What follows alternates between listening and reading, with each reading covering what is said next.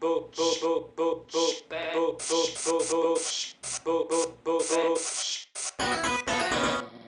and gentlemen, welcome to another episode of Generation Shock. Welcome. This Episode number 4. Episode 4. Wow, episode 4. It just hit me. Like, you decided let's do an interview on the group forever. Episode 4.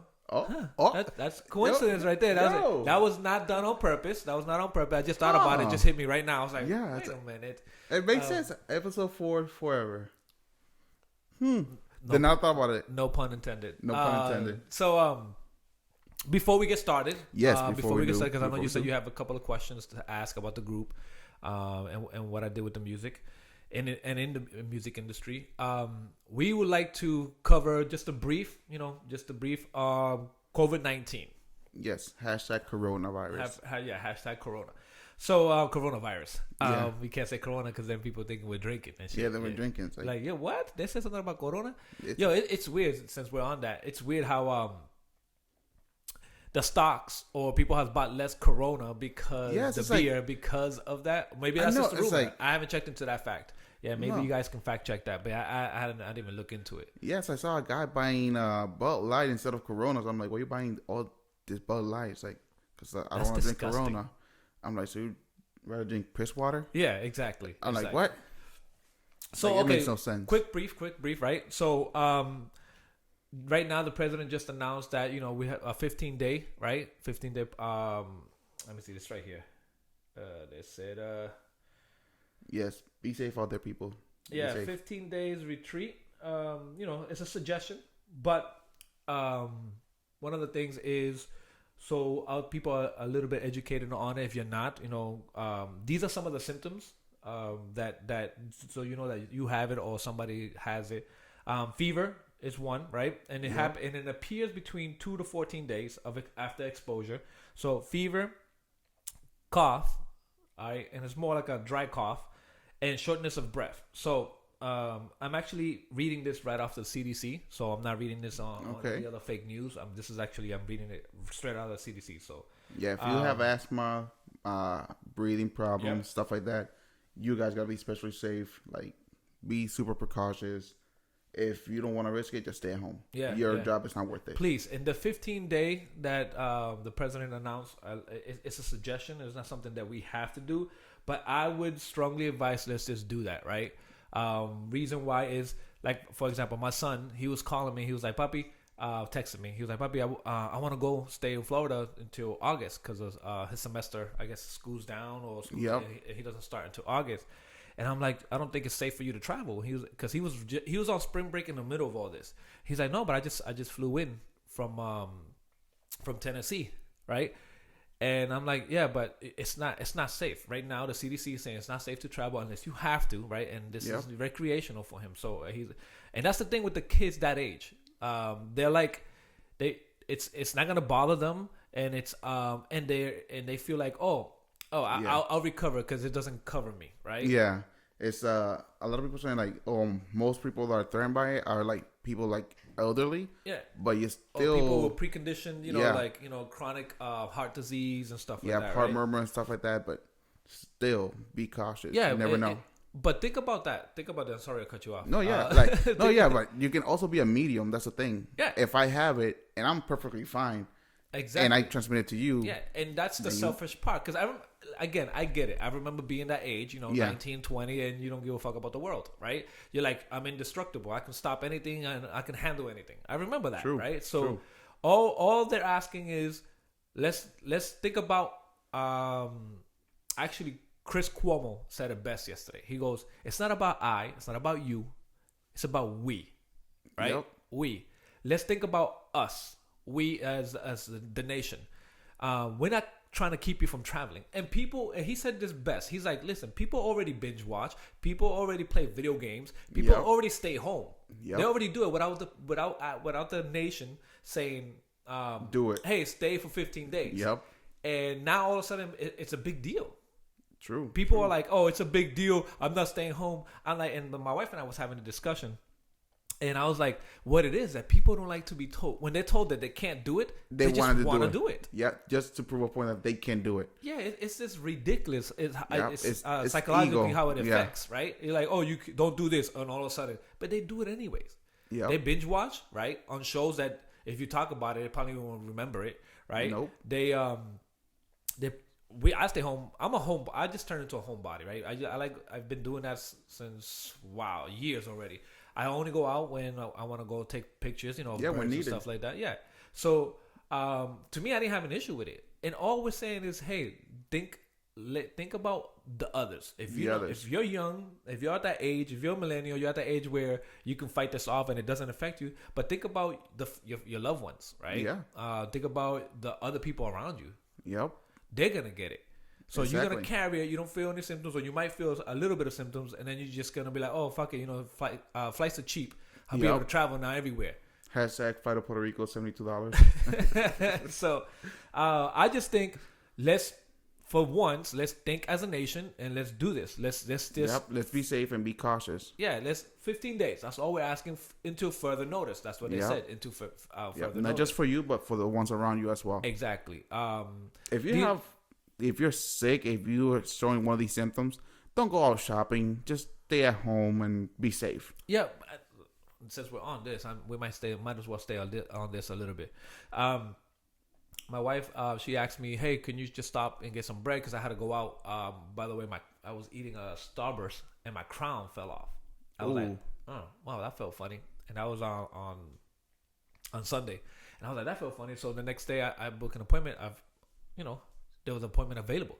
So, anyways, after all that, wife called me, "Hey, can you stop and get some bread? We need some bread." So I went to Publix, and it wasn't as what you see out there. Maybe it's just certain stores like Walmart and other places, but it wasn't bad. No, there was certain aisles that were empty, but not empty. But if you go on social media, if you see it, it's like empty everywhere, and I'm like, whoa, this is. And again, you start believing that because it's not like this is why social media is so powerful, because people will start. Yes, it might be like that in certain areas. In certain areas, not all the places. But when I went to Publix, they had bread. Yep. Right? Now, mind you, I buy the Publix bread, the fresh bread, and then we go to the aisle over and buy the butter bread. My wife loves the butter bread, and that aisle was a little bit empty compared to the other aisle, compared to the other section. I didn't buy fresh meat because that. For some reason, if you don't eat it within 14 days, I just feel like it goes bad. Yeah, if you have it in the freezer, it just tastes like freezer at that point.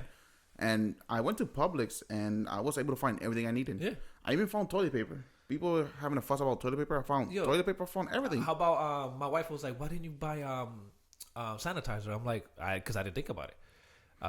Because hand and soap. If we're going to be quarantined in the house, all we need hand and soap. Hand soap, that's it. That's it. I mean, we're not going out. Yeah. They asked for us to stay for 15 days.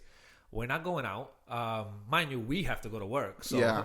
So we gotta make sure we have sanitizer.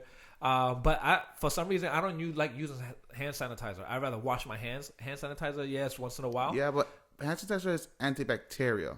Yeah. COVID-19 is a virus. It's like, it doesn't make sense. Yeah. It kills bacteria, not viruses, Let's have this debate. Yeah, I don't know. I don't dive too deep into it because I don't know. Like, I'm not a scientist.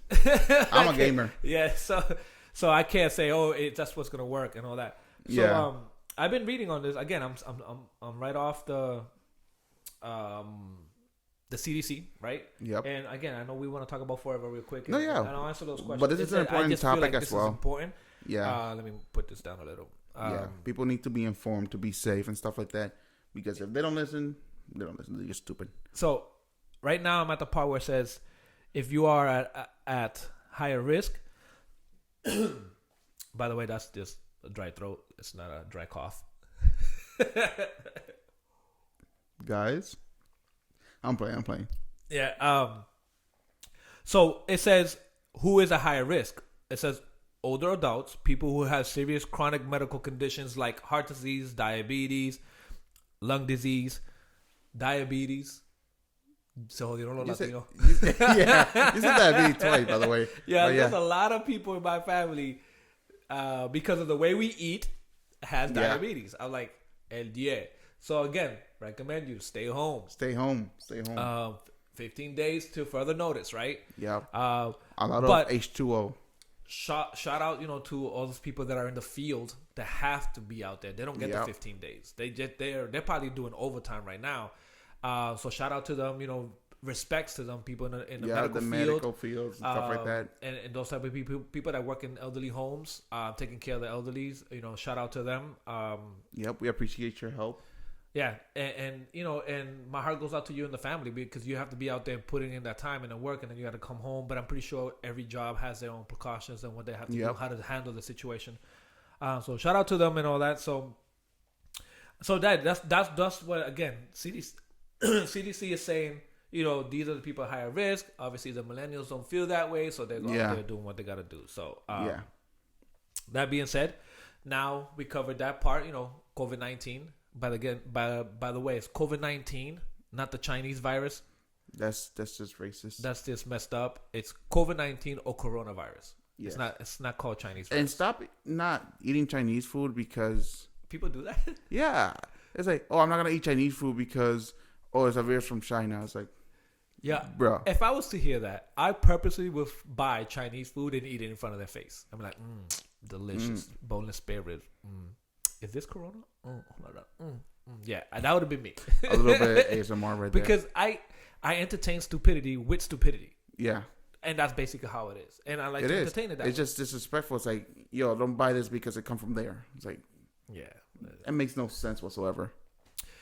Good thing is that we live in a time where if you're hungry, you could order, right? Yep. And either DoorDash or these companies. I don't want to name companies. Right? These companies that would deliver, right? Because nobody's paying us. Yeah. I don't want to be, not yet. We're not there yet. When we get to the point where we'll be like, we can name companies, even though we already name Publix. But it's one of my favorite places to shop anyway. Pub subs, Yeah, subs. Floridian things. Yeah, so, there's companies that would deliver to the home. And you also have, delivery companies for food. Shoplifting. What the What? You shoplifting a sub out here, Louis? Grocery shop list, not shoplifting. Why did I even pop in my head? I don't know. You stole a sub somewhere. That's hilarious. All right. Anyways, it's hot in here. Well, the weather's getting warmer in Florida, like it is, like it's supposed to be. Last time I checked just now, it was like 82, 83 out there. So it's getting warmer. It's good. Wifey's working from home, right? So she's home. She's out there getting some sun and working from home. So she has her job told her to stay home for 2 weeks.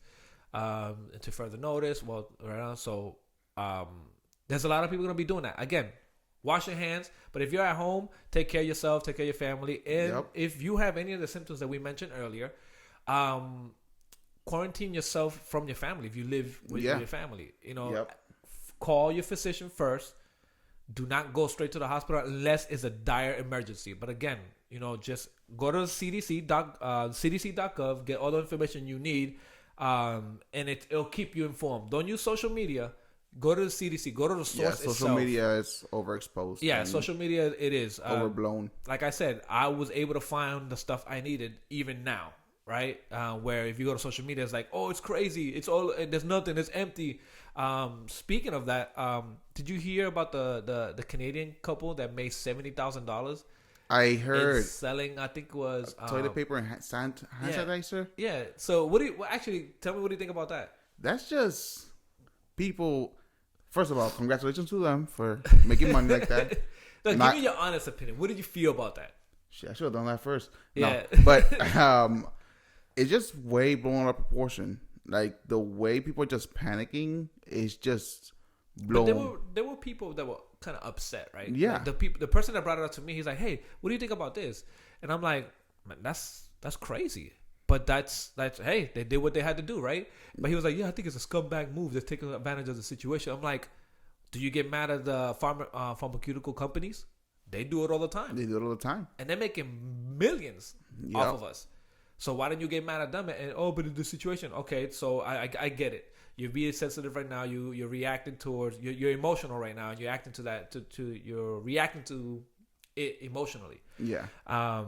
But yes, it's it's a scumbag move. It could be, right? Yeah, it could be. People will say it's a scumbag move, but they're not doing anything different that the pharmacies are doing. Put yourself in their position. What if you had the opportunity to buy all that? Then you would sell it. It's like, oh, I made $70,000. Like, and it's some people like them themselves are probably defending themselves, saying, hey, we don't right now. Everybody's quarantined. We need to figure out a way to bring income to the house and all that. Yeah. I mean, that's probably what they had to do. Yeah, because not all job places are gonna offer you the pay for the leave. And then they'll have companies that would deliver to the house, right? There's that those are the people that are still working. But again, it's you can't get mad at them, right? Yeah, they during situations like this, people will make money off of it. Yep. So people will do what they have to do to survive. It's just people get mad because they probably couldn't do it, right? Yep. And they weren't able to do it, so they're like, "Oh man, this is a scumbag move." I'm like, it is a scumbag move, but this happens every day in the pharmaceutical company. So, anyways, I'm not an expert on that. I don't want to talk too much about that. We're here to talk about forever. Josue is gonna actually start talking because I feel like I'm doing. No, he's been talking a lot, but it's fine because it's a very important topic, and he actually want to take that off his chest. So. That's good. I just wanted to make sure the message gets sent out there with this episode, and because we're in that situation, that's where we're at. So again, just if you are working, power to you. Be safe. Be safe. If you hand sanitizer, gloves. Yeah, if you feel sick, stay home. I've always said this, even before this was an outbreak. Health should always come first. Yep. A job can replace you in 2 minutes. If your life is more valuable than that. Dios lo cuida a nosotros, but if any of us was to pass away, your job, your position would be JOS the next day. Yeah. Or immediately right after that. Because it just, that's what happens. So take care of health. If you're not in a situation where you can, hey, I can't stay home, it's tough. I understand that. It is a tough situation. But health should come first. Yep. There's millions of jobs. There's only one of you. Yeah. So think about it that way. That being said, it's in your hands. Let's start with forever interviewing Messiah. Let's see. Let's see. So first question for you. What inspired you to do music? Well, music has always been a part of my family's life, right? My mom grew up in church. And she used to love singing in church. One of my first persons I looked up to singing was actually my mom. Okay. She never did it professionally, right? But the way she sang, mind you, again, I said it in the previous episodes, that, we grew up very poor. Yeah. But hearing my mom, how she found God, and she would sing with that passion, like he's really, like he's there in front of her and she's adorando. Yeah. She's singing towards him, but you could hear the sadness and the hey, you're there to help me type of in her voice, and I've always like loved that, and I always loved the way my mom sang. Yeah, she sang with passion. Yeah, she sang with passion. She wasn't if you can get details, technical, the shit that I know now, you can get technical, be like, oh, pitchy and this and that, but it's not about that. Yeah. Right. If you can deliver a song with passion, doesn't matter if you have a raspy voice. It doesn't matter. People will get chills. Yeah, and she was always been my inspiration. And then after that, there's musicians out there that's been my inspiration. But my mom was always the one that inspired me to sing. And then my sister and I, like I said, we used to do that in the house, role plays, doing songs, and we used to love singing. So okay, that's good. Growing up in Lawrence, Mass, the only outlet I had was either basketball, sports, right? Video games, and then I ran in singing on myself, right? Singing with me. We had a little crew that hang out in the corners, and we used to sing, and we used to try these things out. Okay. That was just more for fun. And then I ran into and then he found out that hey, I wanted to sing and all that. And that's how the whole story. Yes, started. which that was gonna bring me to the next question. It's like, how did Forever started? So Forever started at, again, Lawrence, Massachusetts. It was 2001. No, 98. Wow. 98, because my son wasn't born yet. He was still in the belly. But it started during that time, and we just, myself, Aiden, and Delvis, may he rest in peace. Prayers with you always, and with your family. Um, we okay. In a while, Aiden and I, we went to the same high school. Okay. Right. So, but we didn't hang out as much. But we used to play basketball. That's how we met. Aiden and I grew up together. Okay. In a sense that that was part of the little crew. Okay. That so it was did like our 2 childhood friends and a high school friend. That did our own singing, and we used to just hang in the streets and do stupid shit in the streets. And then Delvis, it was me, Aiden, and Delvis that met in boxing. Right? Because Aiden used to love boxing. Actually, Aiden was a Golden Glove winner. Oh, nice. Was he a winner or runner up? One of those two. But he did fight for the Golden Gloves, and Aiden was a great boxer. And the way he described boxing to me, I was like, man, this guy should have gone professional because he was good at it. He was the one who actually motivated me to do boxing and all that. And the way he see it, like this guy in high school used to just, again, I call it the Napoleon complex, right? He was short, right? And he was that guy that he always had this anger, and he would fight, and he could see he was always 3 steps ahead so that's why he took into boxing, because he says, okay, this guy's gonna do this, I'm gonna do this, and the way that's how he broke boxing down to me, and that's what got me into boxing. But I ended up doing it. I did a tournament, got my ass kicked. Nice. That's when you say no. And decided to say, fuck no.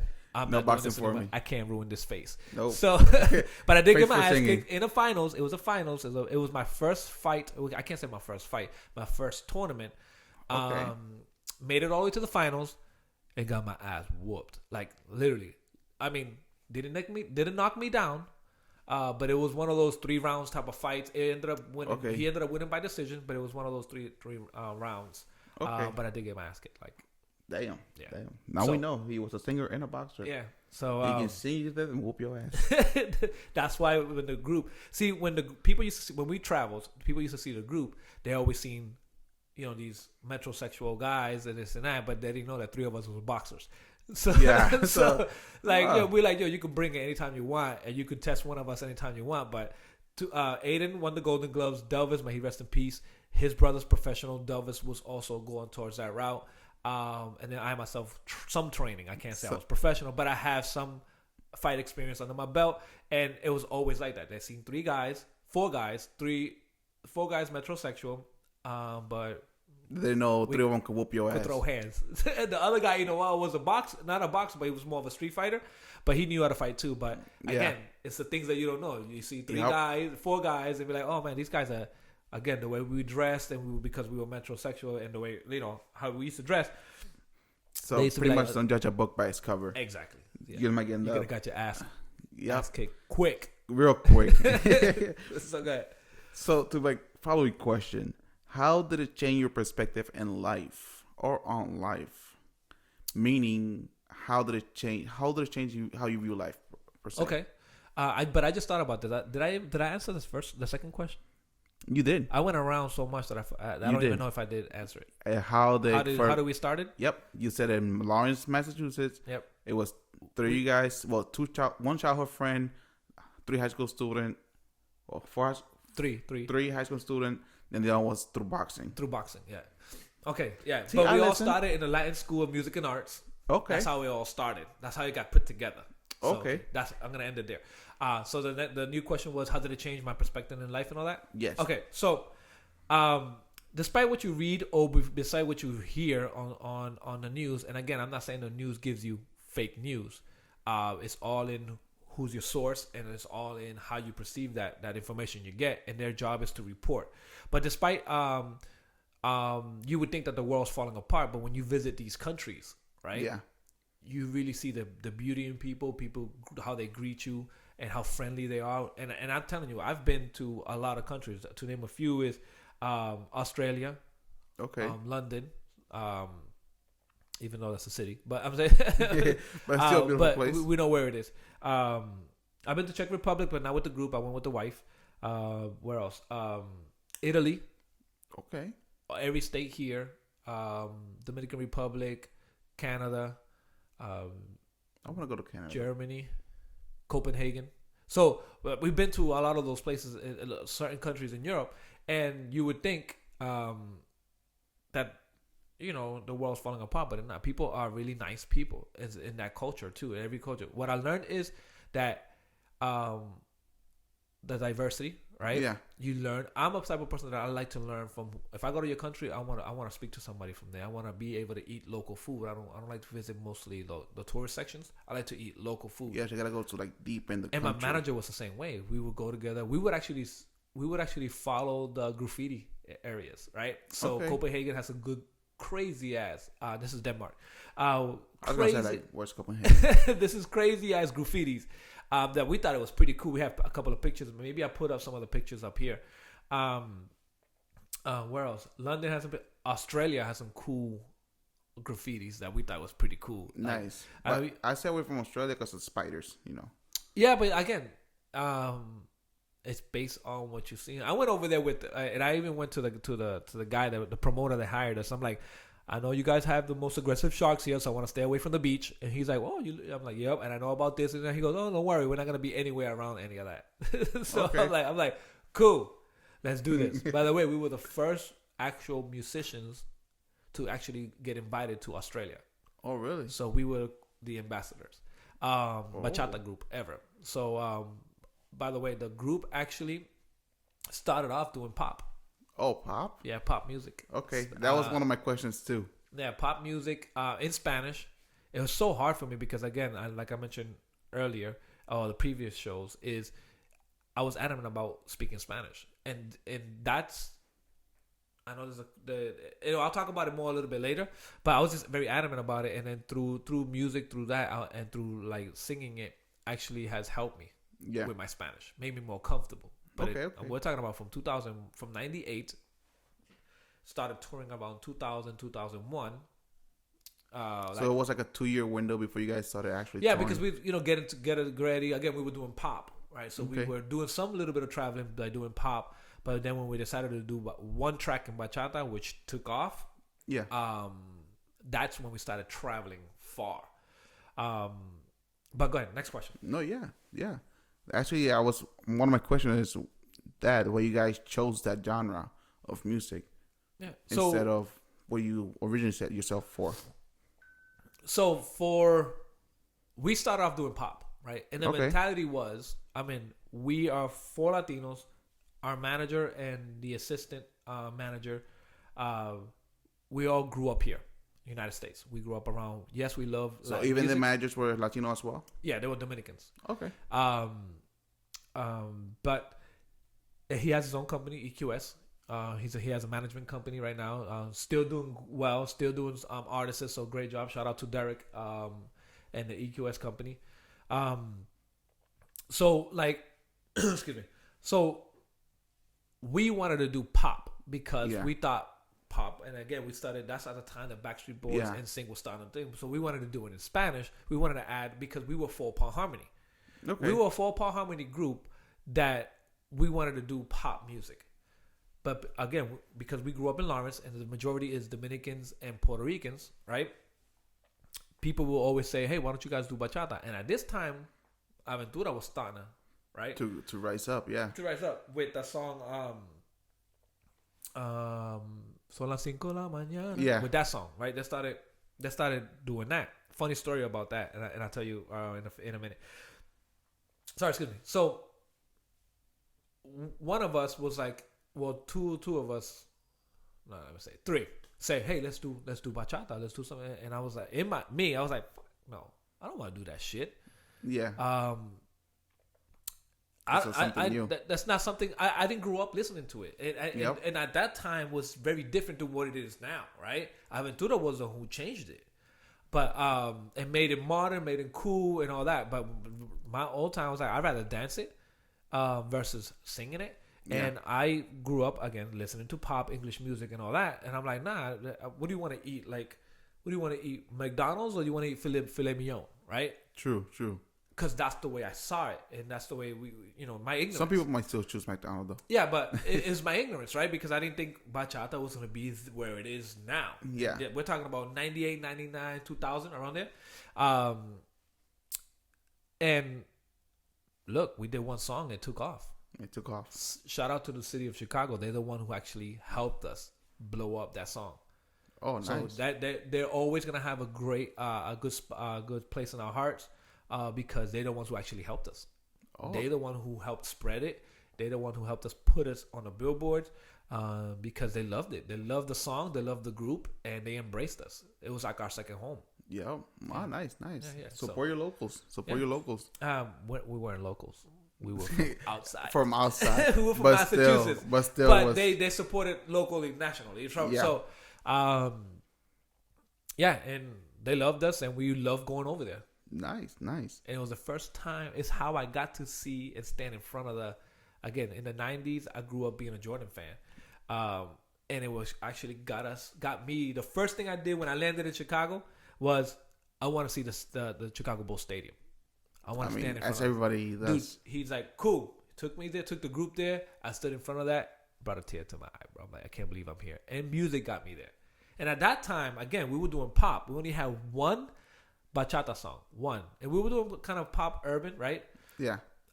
People used to compare us to B2K, but we were like the Latin version of B2K because we used to do all the dance moves. Yeah. That's all the time. Again, all that preparation. Yep.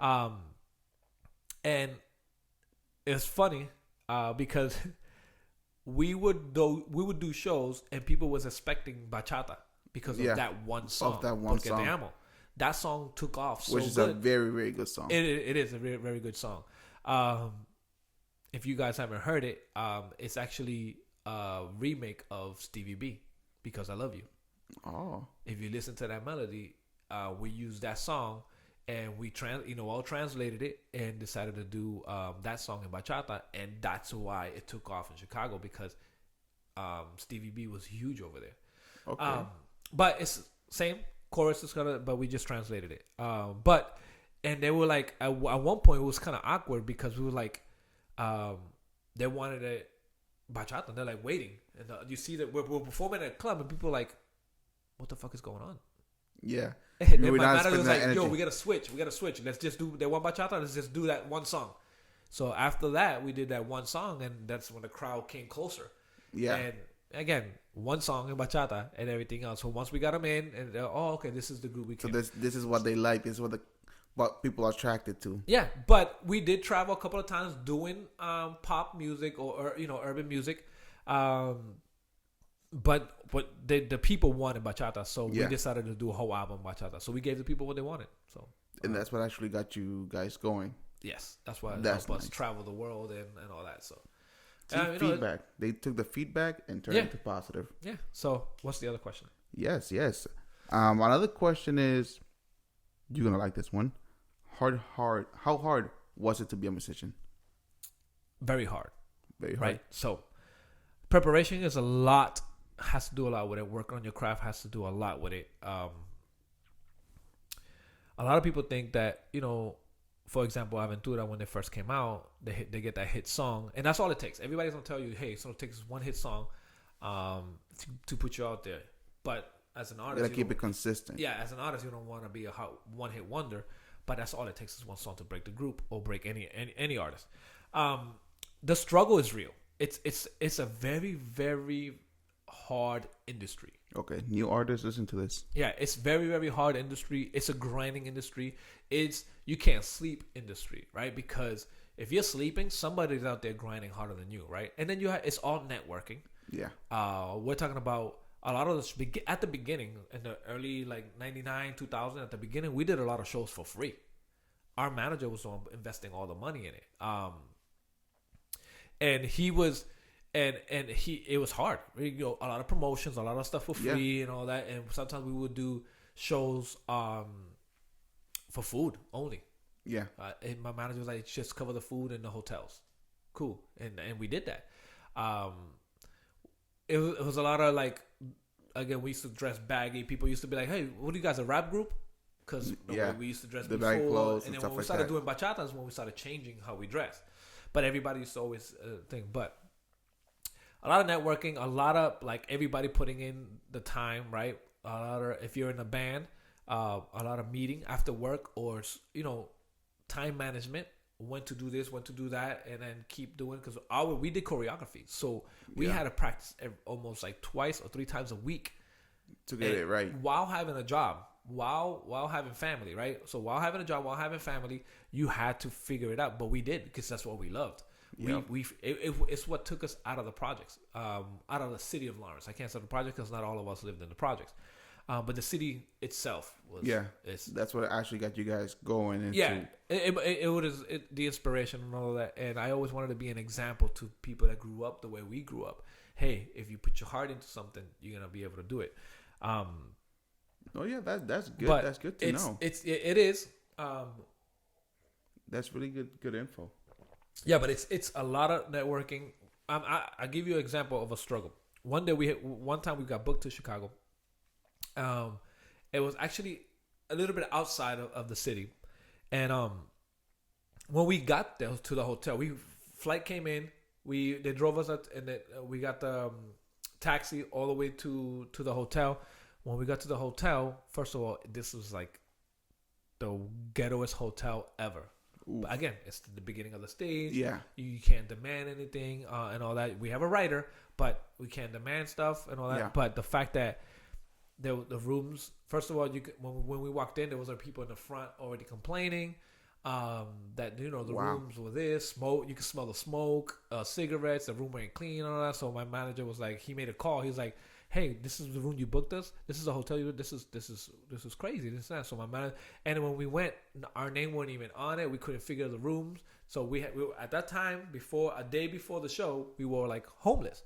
Yeah. So my manager just made the call, and be like, you know what? Boom. He called, checked for hotels around, decided to, and he booked a hotel, a better hotel, and then take it on our dime and do it. Because that's just part of it. Yep. We did a lot of traveling. We used to have a previa. Right, and we did a lot of traveling with it. So we drove to a lot of places, a lot of states. We did Willimantic, right? Okay, we did those. So we did a lot of cities like that. We did a lot of festivals, but interesting. Sleepless nights, right? I can imagine, especially like me. I can't fall asleep in a car, so it would always be me and my manager driving. Or at the time, we used to always have the manager and the assistant, and they were managers / producers. They had their own, so they were more than just management. They were producers. They created music and all that. So it was like they put in a lot of work as much as we did, or maybe even a little bit more than what we did. We just had to focus on learning the song, coming up with writing the songs, practicing it, choreography it. So that part we had to do. So everybody had more than just one job. Yes, and on top of that, work your normal job, which must have been difficult. Yeah, it was. The struggle was. It's hard. This would break people, but the greatest reward for us, and I can speak for myself, and I can speak for the team, for the group, but for myself, one of my greatest reward was when we were on stage, singing, and people. One, knowing your song, people admiring what you do, and the way they look up, like it's pretty cool, right? And that was the biggest reward for me. Okay. Like we doing all this, we're struggling, we're like, but you have to see your work paying off. But when you get on stage, like the presence itself, and again, the people has to like you. And at first, dude, we did shows that were empty. Wow. Like we did a show in Vermont. I think it was Vermont. Yeah. They booked us for a show. They booked us at a club that is grungy, right? So it was more like rock and roll. And I'm like, yeah. And I was telling my manager, like, why the fuck did they book us there? Why did you book us there? He's like, hey, it was a gig, so we did it. So we want to do it, and this is it. We're gonna do it. I'm like, okay, fuck it, let's just do it. So obviously we went in. Nobody was there. We did sound check. Nobody was there, and they paying us to do it.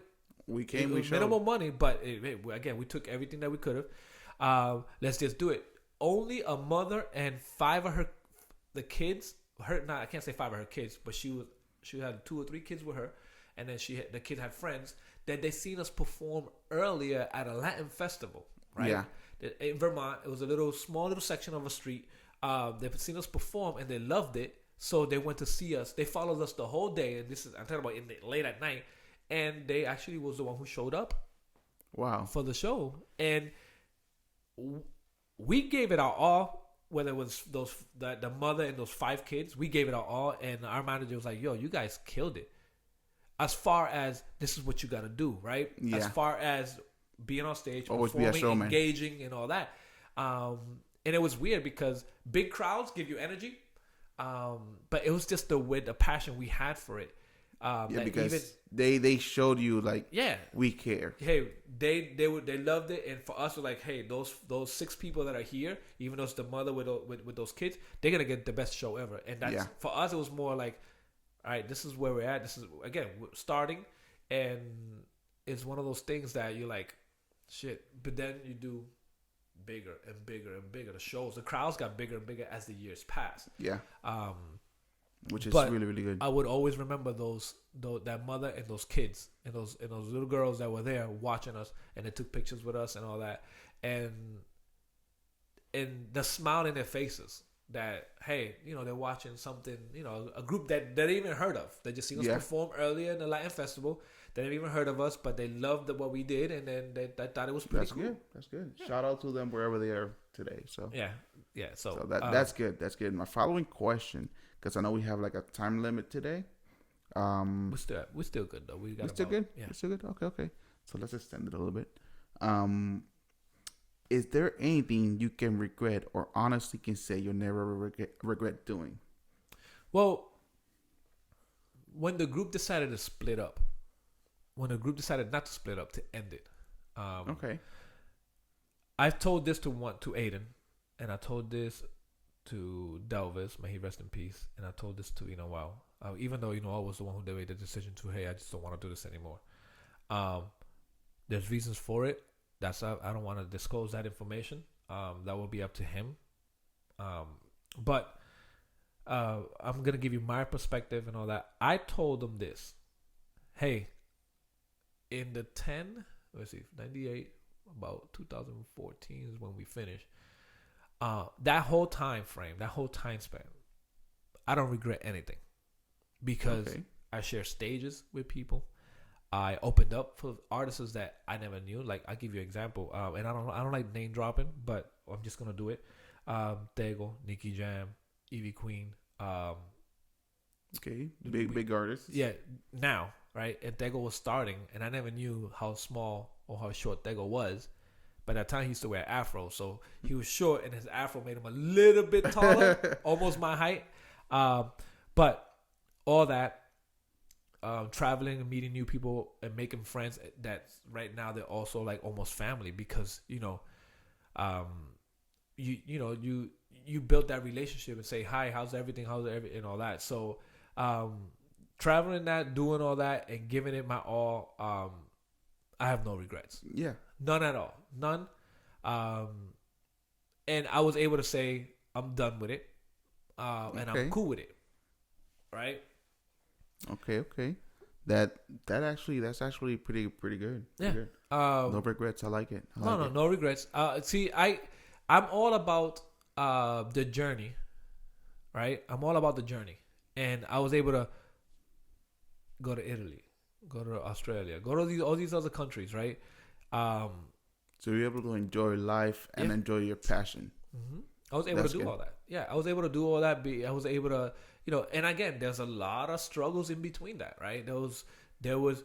I give you one of the busiest times, what it was like. And mind you, at this time, I was still working. We were still working. It wasn't like we blew up and we stopped working. It was never like that. It was like, hey, we worked regular 9 to 5 and we traveled the world. I would like to, thank everybody that was, management during my music career, because they were very supportive. They understood, and they were like, they supported. So I was like, hey, I need 2 weeks because of this, and that. Cool. Go ahead. You can go ahead and take it. And they were unpaid, but we used to get paid from the shows. Yeah. But you still have your regular job once you get back home. Yeah. So that's good. It was like the Hannah Montana thing, right? Yeah. When you go, you're a celebrity. Everybody's like wants to take pictures with you. They want to do all this, but then you come back to the reality. Hey, you gotta clean. At that time, I was cleaning rooms. You had to clean rooms and all that, and that was the reality. And that again, that was a motivation to keep us going. Yeah. But I'll give you an example. We will book a flight 6 a.m, get to the city. In that city, as soon as we land, we eat. Go do a sound check. Go do a sound check. Right after we do the sound check, eat. go to the hotel, check in, put our bags away, right? Get ready, take a nap if you could. Get ready to do the show at the end of the night, right? So all that TV. So it's same day, same show. Yeah, TV sometimes. TV interviews, right? So end the show. Get out around 2:00, 3:00 in the morning. Out of there because you're hungry because you're not eating most of the times because you're hungry. Get out of 2:00. Get out of the morning. Get out of the show. Go eat at a restaurant that's open at that time. Go back to the hotel. Fall asleep. Get to the hotel around 4:00. 2 hours to sleep. Wake up at 6:00 in the morning to be at a TV interview or a radio station interview and look fresh. Wow. To then go that if you have another show, drive to the show. If it's 2 hours, 3 hours, right? Do it repeats itself. Do another sound check. Go to check in and rinse and repeat. To then the only time we slept, to give you an example, the only time we slept is in an airplane. Wow. And for me that was great because I hate flying and I was just like knock out. And it was funny because one stewardess she was like, man, you guys must have had a blast because you guys just passed out. I was like, no, we were working. Because literally we landed. I mean, we before we took off, boom, knocked out. Didn't hear, didn't feel anything, just knocked out. Got to there, it landed. Then that's when she made that comment. Speaking of that, we were doing a show in Canada, in Toronto, right? And we were leaving out of Orlando. Right before that, the person was checking in. She's like, "You guys look like a group." At this time, we're doing bachata. You guys look like a group. And then she's like, "Yeah, we are. That's what we do. We're traveling right now." And she's like, "Oh, cool. Well, you guys want to sing?" So we just sang, right? Yeah. When we got to the airplane, same thing. "Oh, you guys look like a group." You guys, yeah, cool. Yeah, we sang. So we sang. They gave us first class. Oh, snap! They upgraded the whole group. First class. Oh. The flight attendant, the whole crew was there, and they loved us. We sang to them, and they loved us, and they're like, "Cool, we have plenty. They have space." So they gave us, and at that time it was 5 of us, 6 of us.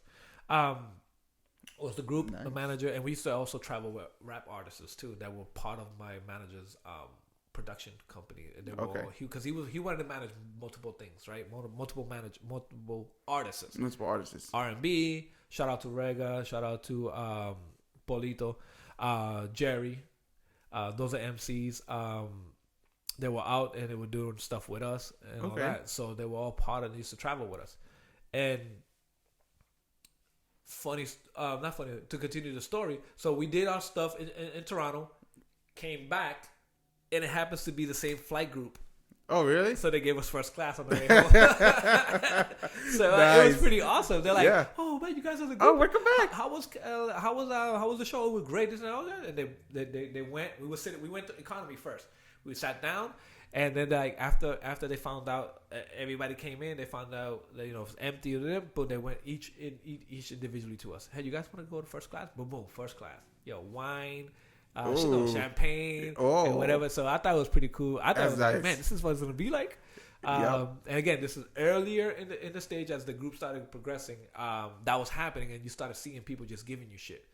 That's pretty nice. Yeah, when we used to go to Chicago and those cities, they would know that we're in town, whether we're not doing a show in that club, but other clubs used to be like, "Hey, you guys are in town. You guys are doing anything tonight?" We're like, "No. You guys want to come over? We'll give you open bar, and you can give you a VIP section." That's how we got to that point. And my manager was like, "Hey, you guys want to go? I know the show is tomorrow, and I know you guys are probably tired of from the flight. But do you guys want to go? I think we should do this. Because for promotional. What do you guys think?" We're like, "Fuck it, let's do it." So we just go, and then hang out, drink, and then come home. Yeah. Sleep and then start the same shit all over. Yeah. But it got to that point where people used to. Then you were in town. "Hey, you guys want to come visit? Hey, this and that. But you want to make an appearance?" They did it. TV started calling us. Radio stations knew we were coming. So that's how it got to that point. Nice. Wow. And it was fun living that for a while. But it's fast. It's fast paced. Life passed like that. And blink in our eyes, like 10 years later. Jesus. Yeah. And it's very unfortunate for my son. Because I missed out a lot on his life because of it. Yes, I did come home. I was, give him kisses, and he was like, "Papi," So he used to do that. But I feel like I missed that, right? I missed all those years of it because all I did is travel, and back and forth. And the essential parts of being there and all that, I think that's the part that's why. If I could regret anything, which I never regret anything, would be I missed out on that. Yeah. And but that's why when I was, for me, it was easy to say, hey, I'm done and this is it, and I have no regrets. Or in the music, in the artist part, I have no regrets. So okay, that's good. Which that was also going to bring me to the following questions, like what made you stop and why did you stop? But if it's too personal, you don't have to answer that. No, the reason why we stopped is there were some differences. Right? And we're going to end it with this, right? Because we're at 51 minutes. I didn't even know. Well, we're probably less because we kind of screw up in the beginning and we never stopped it. A lot. There should be some outtakes on this shit. Yeah. So there were some differences, not within the group, because the group is always going to have a bond, right? Okay. But there were some differences between some of the members and management, and it got to a point where it just stopped. It just stopped. Yeah, it just stopped. So I'm not gonna disclose that information. I'm not. It's not something I think I should share. But you're entitled to. That's fine. It's the part that I almost did, mistake I almost did, was when one of the members decided to stop. I was angry at the fact that we just stop and just like this. Right? At my initial reaction. Yeah. Right? And I was like, I almost did a whole documentary on it. And I was going to start, pointing fingers. But I was like, nah, I can't. We did what we did. We have fun. Yeah. I have no regrets on it. But I almost ended up doing that. I almost made that mistake and then I stopped myself from it. But we all keep in contact. Delvis and I became closer. May he rest in peace again. But we became closer because we used to have fun. We started doing our own little thing, hanging out. I would visit him, and then he ended up getting cancer in it. Which I don't want to speak too much about that because that's a personal thing between him and his family and myself. But that's good. That's good. It was a wild life. I lived it. I enjoyed it. And no regrets. No regrets. That's good. That's good. No regrets. So you'd be like, you sure? Not even a letter? Sure? No regrets? No regrets. Not even a letter? No regrets. Now, I do have one final question. All right, last one. One final question. This is a yes or no question. Do you guys ever made any song that you did not release? Yes. Okay. And we had a song that was going to be... You ever heard of that song, El Venao? Yeah. We had a song that was going to be so controversial, even more controversial than that, but it was never released. And it was sang by Delvis. Oh, really? Yeah. The rest of the group didn't want to do it. I keep saying the rest of the group. Me and Delvis wanted to do it. The other two didn't want to do it. And one especially was strongly opposed to it because at the point we were in our career. But this song was going to be the song. This song, besides Tu Amor es Luz, because we had a lot of great songs. Yeah, you did. Te Amo, Tu Amor es Luz, Locutor. Songs that if you go to certain cities, they would recognize it, right? And we have this song that I think it was gonna be a hit because it was gonna be controversial, and I have the recording on it. It's just I'm never gonna release that. I would have to ask my manager, and because Delvis sang on it, it's the reason why I don't want to release it because he was such a great person, good at heart, that this song would have probably made make or break people. No, people think different of him. Okay. But it was a great song. It was funny. It was a song that it was invented in Italy when we were doing a tour over there. And it was just one of those, again, artists get inspired by what they're in and their surroundings and all that. They get inspired how they live and their life and all that. That this song just happened to happen because something was happening in Italy that we thought it was funny. And it sparked there and it created the song. And it was going to be one of those hey, fuck around songs. But the melody was so good. Hey, why don't we just do the whole song? And we actually recorded it. The chorus was never done for it, but the track itself was done. But it was one of those. It was fun though. It was funny, and I think it was gonna be like, yo, this is the song right here. Okay, this is a song that, you know how big El Menao was, right? Yep. So, but it was controversy. It was creating fights. This song was gonna do the same thing, if not get people hurt. You know, that's why the other guys were opposed to it. They're like, no, that's not what we do. This and that. And I'm like, yo, but it's just fun. Nobody, we just have to, like, you know, have fun with this. They're like, no, this song never got recorded. One quick thing, real quick. The song Obsesión. Yeah. Right? Son las 5 de la mañana. That song got remade by Frankie J. Yeah. Unknown fact. The group got invited to do that song before Frankie J released it. Oh, really? Yeah. We recorded it. We did it. It's. I believe that my manager still has to master it. It was so freaking good. It was gonna be the song that was gonna help us, but because Frankie J was a bigger artist at that time in the English market, because it was gonna be recorded in English. Yeah. In the English market, they gave it to him. Wow. And he ended up in the billboards with Romeo singing that song. Wow. Think of how big that song was after that. Yeah. So I said that's how I'm gonna end it there.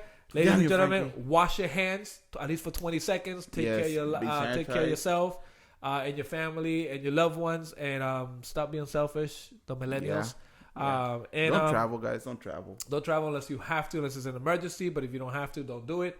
And this is how we're gonna end it. And hopefully you enjoy this show. Yes. If you have any questions, leave them down below in the comments. Please like and subscribe. And thank you for watching. And we out.